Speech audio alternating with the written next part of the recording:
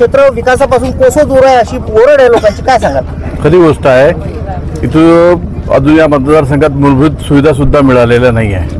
25 वर्षापासून एक घराणा राज्य करते या मतदारसंघावर आणि 25 वर्षापासून ते लोक काम करत असताना इथं रस्ते, नाल्या आणि पाण्याची सुविधा, विजेची सुविधा नाही आहे. त्यामुळे लोकांची खूप नाराजी आहे.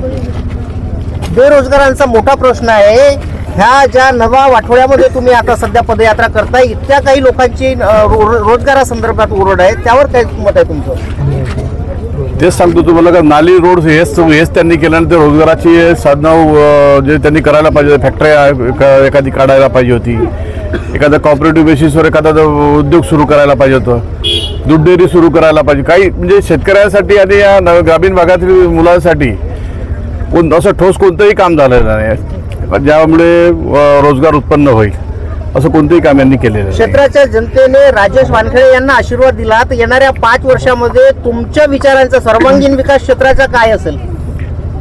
सर्वात प्रथम या ग्रामीण भागात हा सर्व ग्रामीण मतदारसंघ आहे. इथे स्पर्धा परीक्षेसाठी विद्यार्थी वंचित आहे. त्यापासून इथे सगळ्यात पहिले अभ्यासिका तयार करणं महत्त्वाचं आहे. त्याचबरोबर कॉपरेटिव्ह बेसिसवर उद्योग आणि शासनाकडून एखादा मोठा प्रोजेक्ट आपल्या मतदारसंघात आला पाहिजे. आणि इथे जे मतदारसंघात पंचतारांकित MIDC जे उद्योग आहेत त्या फॅक्टरीमध्ये या मतदारसंघातील लोकांना 50% वाटा मिळाला पाहिजे. लाडकी बहीण योजना जी युतीच्या शासनाने राबविली, त्या योजनेवर विरोधक जे आक्रमक होत आहेत त्यावर काय मत आहे तुमचं? नाही, असं आहे की जर गोरगरीब माणसाला काही मिळत असेल, एखाद्या महिलेला जर 1500 रुपये महिन्याचे मिळत असेल तर यांच्या का पोटात दुखते काँग्रेसवाल्यांच्या? कसं आहे, 1500 रुपये हा खूप मोठी अमाऊंट आहे गरिबांसाठी. वर्षाचे 18,000 रुपये मिळणार आहे.